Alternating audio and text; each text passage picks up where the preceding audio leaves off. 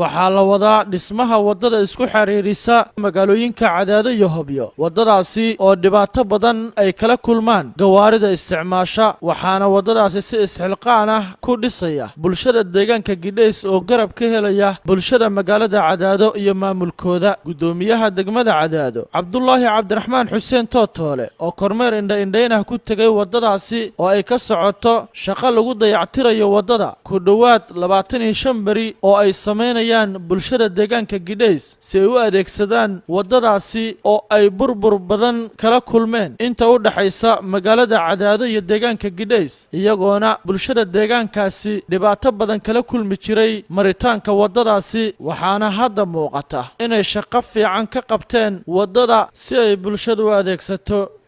ugu horeyn ayaa waxaa warbaahinta la hadlay oo uga warbixiyay dhismaha waddada iyo dayactirka ay wadaan guddigaasi gudoomiyaha guddiga dhismaha waddada Cali Dhuux Axmed Diiriye iyo Maxamed Sheekh Cali oo ka mid ah guddigaasi, iyagoona gudoomiyaha degmada Cadaado uga warbixiyay shaqada ay ka qabteen waddada iyo halka ay wax u marayaan, waxayna bogaadiyeen bulshadii ka qayb qaadatay dhismaha waddadaasi, iyagoona ugu baaqay bulshada Soomaaliyeed inay ka qayb qaataan dhismahaasi. ثانيا waxaan rabaa in mahad celiyo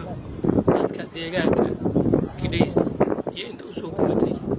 iyo maaragtay shacabka iyo maamulka degmada Cadaado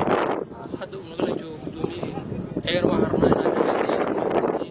shaqo qurux badan la qabateen. waxaan kaloo ka dhicin inta aan la hadalnay ama dal ha joogeen ama dibadda ha joogeen oo codkeen u gaaray oo ayaguna nagala qayb qaatay oo shaqadan si fiican noola qabtay. ayagana waxaan leenahay waa mahadsantihiin, ilaahay idin barakeeyo. ثانيا marka gudoomiye waa maanta aad u mahadsan tahay, waa ku faraxsanahay imaatinka aad noo timid, horna aad noola shaqaysay, maanta aad noo timid oo aan goobtii shaqada aan wada joogno. shaqadii waa aragtaa hadda adiga ku sugayday awal waa laga shaqaysay, aad waxaan rabnaa hore inaad u sii kuciso dadkana maaragtay shaqadaan shaqo cayaar maahan, waa sadaqa jaariya. waxaa fahmi kara waddadu wax ay leedahay wixii safra dadku markay safraan waxaa la yiraahdaa waddada naga horeyda maxay tahay amnigeedu iyo waddada sida loo marayo. marka waa shay maaragtay aad iyo aad u muhiim ah gudnim garawaleenta gaadiidleyda xilliga abaara oo la iska duufiisay yahay dantooda inta ka yimaadeen nala shaqeeyana waxaan leenahay aad iyo aad u mahadsantihiin, maalkiina Allah barakeeyo. inta kaleona maqlaydana waxaan ka rabnaa sida dadkaas walaalaha ay wax noola qabteen inay noola qabtaan. gudoomiyaha aduna aad u mahadsan tahay, wixii kaloo nala qaban kartana waa kaaga baahannahay, wixii hore nala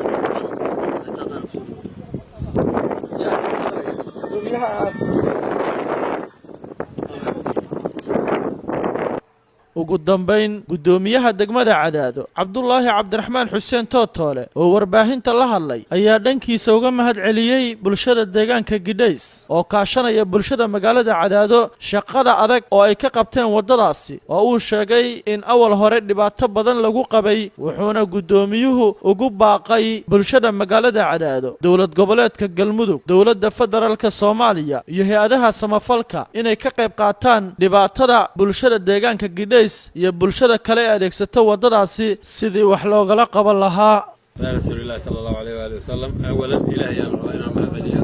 maadaama aan muslimiina ee wax qabsanayo Allah dartiisa ay ku qabsanayo wadda ilaahay rabaa inaan mahad celiyo guddiga halkaan isku xilqaamay oo shaqada oo mahadsantihiin. ilaahay xooggiina iyo awlaadiina hadin barakeeyo. waxaan rabaa inaan dana si gooni ugu mahad celiyo dadka reer Gidhays oo shaqadan hormuudka ah oo haddaysan ayagu jirin aan shaqadaani socoteen, ayagana aad iyo aad baan ugu mahad celinayaa. waxaan rabaa sidoo kale u mahad celiyo gaadiidleyda ka shaqaynaysay oo laba nooc ah, gaadiidleyda iskorogayaalka ah oo aad u jeediin oo cid qarash ku siinaysa aan la arag. gaadiidka noocaan ah oo Cadaado ka shaqeeya 100 baabuur waa ka badan yahay. qayb ka mid ah ayaa waqtigoodii iyo baabuurtoodii iyo qarashkoodii u soo hurtay inay maalin kasta meeshaan ka shaqeeyaan. inta ka shaqeynaysa waxaan leeyahay aad iyo aad baad mahadsantihiin. waxaan leenahay ninkan ilaahay gaadiidkiina iyo xooggiina Allah idin barakeeyo. inta kalena waxaan leenahay ku daysada gaadiidkan dalka in kama xigaan, cidna wax gooni kuma siido, qarash gooniyana kuma qaataan. qof kastoo marka waxa la gaadleeyo war adna qaybtaada qaado 3 maalmood 4 maalmood ka shaqeey. dadka kale birtaan arkayno cagafta dad baa iskale xoolaheeda kala socda waana birta culus cidina qarasheedana ku sii maydo ninka la yiraahdo geed qorow iyo tiimka baashaas lana waxaan idinkana ilaahay hadiin barakay birtiin iyo xoolaheedina iyo dhaqaaleena waa dadka haddii aan birtaan la haysan meeshaan lagama shaqeeyeen waxa geed karnaa iyada waaye waxa jidka ciidda ka bixiya iyada waaye barnaamijkan dadkii ay leeyahay ayagana waxaan leeyahay aad iyo aad u mahadsantihiin sidoo kale cid kasta oo gacan ka geysatay waxaan leenahay idinkana waa mahadsantihiin annaga haddaan maamulka degmadana waxaan u maleynayaa 2 jeer hore shaqadan gudoomiyaha iyo ragla gudoomiyaha xigeenka iyo ragla socda ayaa 2 jeer yimid anaguna waa markii saddexaad maanta aan imaanayo waxaan leenahay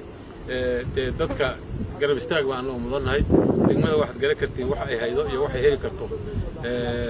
kulli fariisan mayno waxa aan qaban karno iyo waxa aan la qaban karno haday tawjiihin tahay haday gacan tahay inta waan ka geysanaynaa horena waan uga geysanay haddana u fadhimayno laakiin waxaan rabnaa dadka reer Cadaado iyo dadka muslimiinta wadada muslimiinta oo maraysa hadda markii inta laga shaqeeyo Cadaadiga Gideysta oo laga shaqeeyo haddana waxaa la rabaa in baxda iyo inta ka dhaxaysa Gideysta laga shaqeeyo dhul fara badan baa baabuurtii la go'day oo la mari karin waa wadada ugu dheer xitaa ilaa cusbada loo aado Cabdullaahi Xaaji Cadaado.